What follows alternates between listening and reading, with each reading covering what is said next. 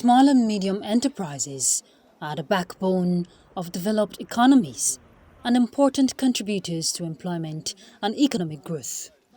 SMEs in Nigeria contribute over 75% of employment and more than 50% to the nation's gross domestic product. It also generates the largest share of new business opportunities and employment for further growth on the part of individuals and the government. Majority of the jobs that are created by SMEs. So the better functioning, the SMEs are, the better for the economy. We've seen what happened during the COVID when a lot of SMEs have gone down, and that has really affected the economy. Unemployment figures jumped to about 33% from 27%, and that was a direct impact of what has happened during that time.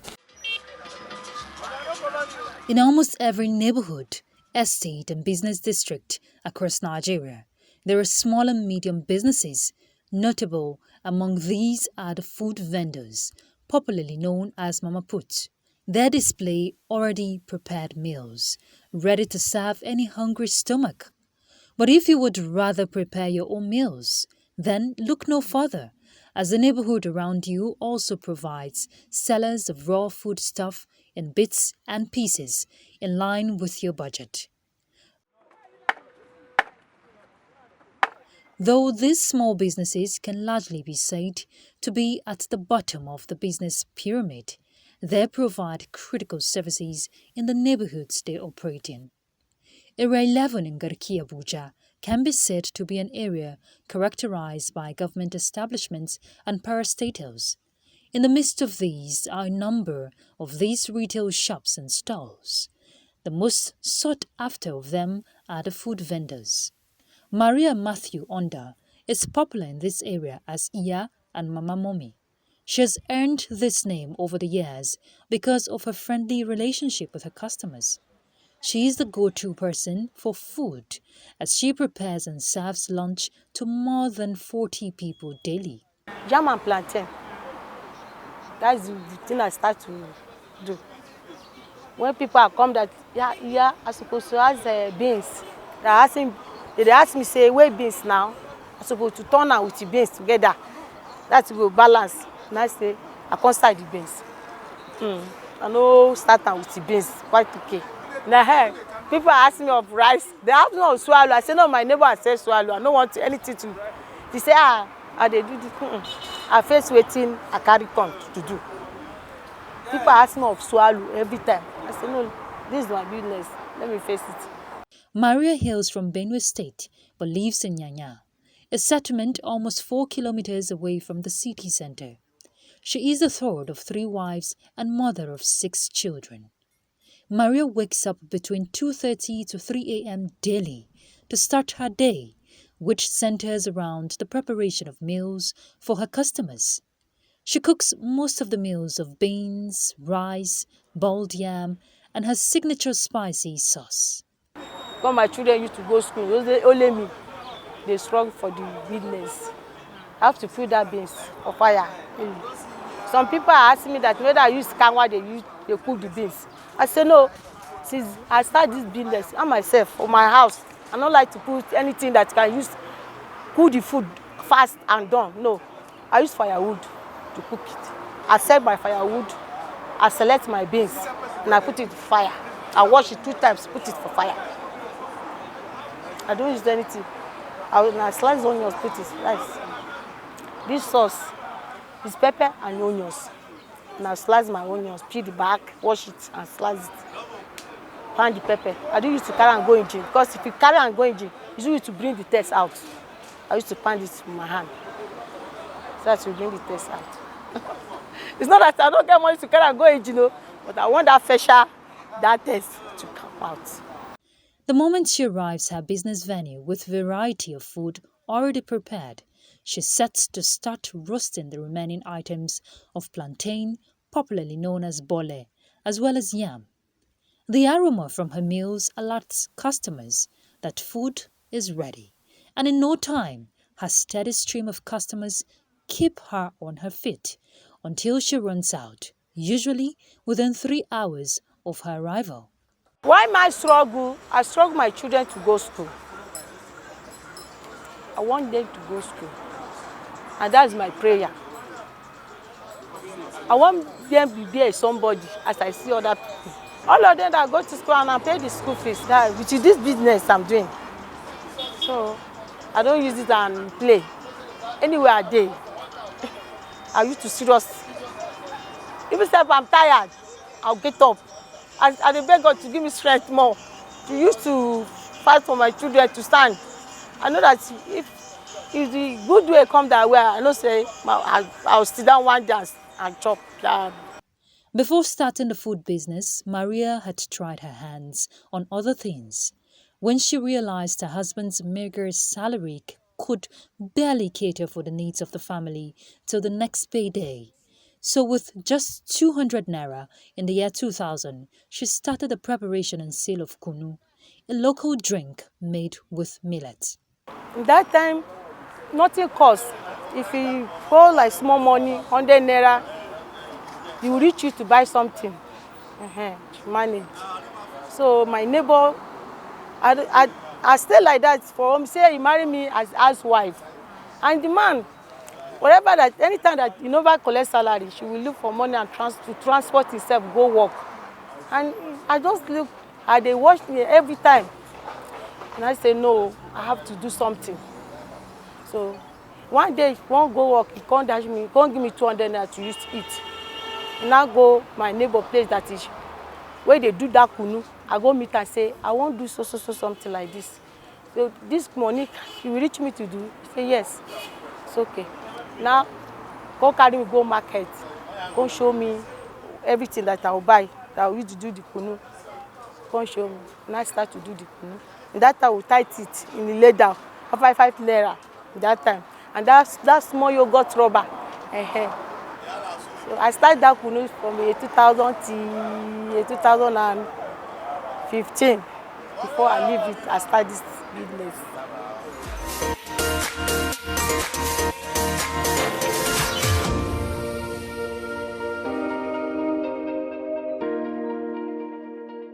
After about 10 years of hawking the kunu drink around different streets in various neighborhoods and markets, she managed to save 10,000 naira, which was the capital she started the business of roasting plantain and yam with in 2015. I don't tire to waka. I say as my husband to find me place. And that time he still work on the office here. So now find me this outside here. I start the business small. So many people, they don't know me much in that time. I used to roast only yam and plantain. And later, people that ask me beans, and I start to selling beans. So I can see that people liked my beans. So anytime I bring the beans, people are rushing it. So people come to me say make I the hard hand, because I sell like 2 mood, 3 mood that time. So many people, as I see how people they are rushing the beans, because they like the way the beans, the taste. And I start to hard hand, start to sell, like buy like 6 mood, 7 mood in that time. It's like 2020 now. Everything. Every business down because of COVID-19. So we're reducing on our hand. So my hand, that is, I used to manage to train my children because my husband, she retired since about since 2017 when he retired. So this business I used to manage to grow my family up. Serving her customers is more than just a business for Maria. She says her interaction with them is one of the high points of her day. I love my customer too much because even if I'm there at the best, they will still let me laugh and give me joy. Even if I'm at the best with them, they will still come back because sometimes the struggle, where they take struggle, sometimes they enter my brain. I will spark with them, but still yet, they will still give me joy. I'm coming back So every day that I see them, whenever I make them hungry, the next day if I see that, I say, please, you have too much of strength. That is why. And they understand me. Since her husband's retirement in 2017 and with very insufficient pension returns, she's doing the best she can to make up. But her efforts are not yielding much, particularly after the devastating effects of COVID-19 on small businesses like hers. She hopes to one day get some support to enable her increase production and income so her children can have better lives.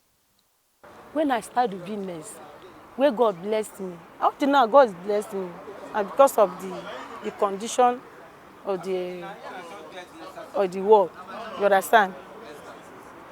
I used to buy the tuber of yam, that's queria, that's 100 pieces. But like 2 years ago, I no fit buy the queria of them because everything had money. The queria of the yam now, 100,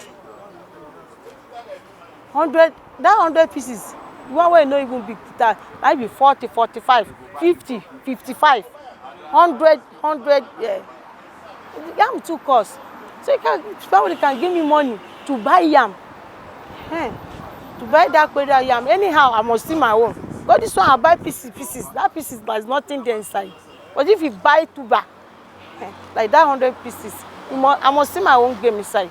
Matter how the thing be. She did not hesitate to encourage other women out there on the essence of hard work and the need to struggle to improve their lives and that of their families, despite the hurdles towards accessing capital and interest-free loans to start a business in Nigeria. I tell my fellow women, whatever, if you say that pure water, instead to keep your family hungry at home, you don't know, I go with this. Some people that say if you don't have $1 million naira, they will not have to start business. I'm not doing it on my own, no. Listen, I want naira. When my husband married me, I start one business, I start pure water. When I get 10 naira again, I start to dance. Because it's not happy, I don't know how to, you understand? Not happy. So people, like, I want to advise my fellow women as a married woman. So, start to keep up and struggle. One day God will bless us. Almost 5 kilometers away from Era 11, Indepth crew saw several other small businesses but interacted with Oroke Chukwuma from Ebonyi State. He says he has been selling apples and grapes in the Sabon Lugbe area for the past 7 years. Though a welder by training, Chukwuma lives in Zuba and spends 600 naira on daily commutes to Lugbe, where he unpacks and displays his wares every day from 10 a.m. I wish after I used 50,000 naira started this business, so it was growing. Like now this morning I buy market of 70,000 naira for this morning when I carry come.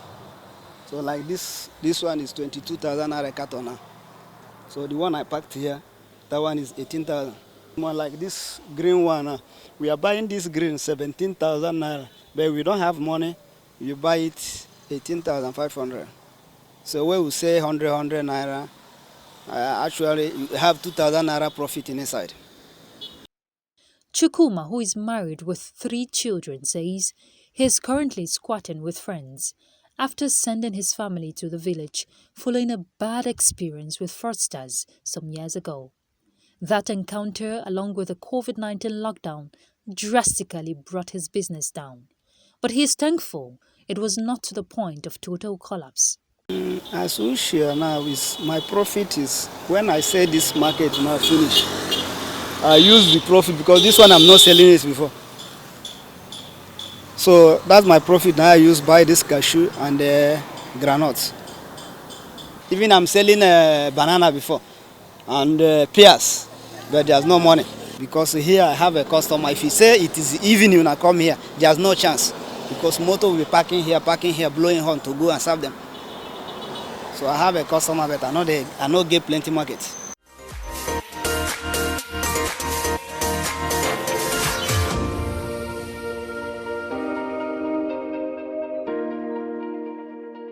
And just across the road from Chukuma, we saw a cluster of stalls with fruits, vegetables and other food items on display.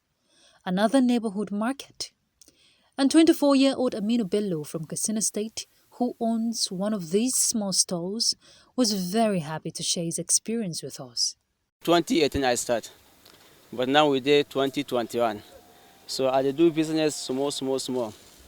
But now in the market with the manager, because the thing anything don't hide now. We started with 50,000. I start selling something. So but now the thing don't pass like that, because the time where they sell them, the thing before thing cost way. This one with the buy small price, but now the thing don't high with the buy is cost. Aminu, who sells Irish potatoes, onions, and other vegetables, lamented the rising cost of food, which he says has reduced the volume and variety of produce he can afford to put on display in his stall. They're moving small. I might not be like that time, but now they come small. But now the people know if you rush way because they think anything is high.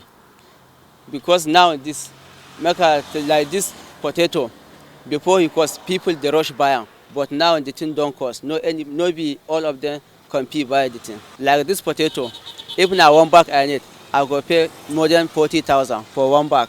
Wait before the buy it before, no rate 20,000, 22, 23, but now they rate 40,000.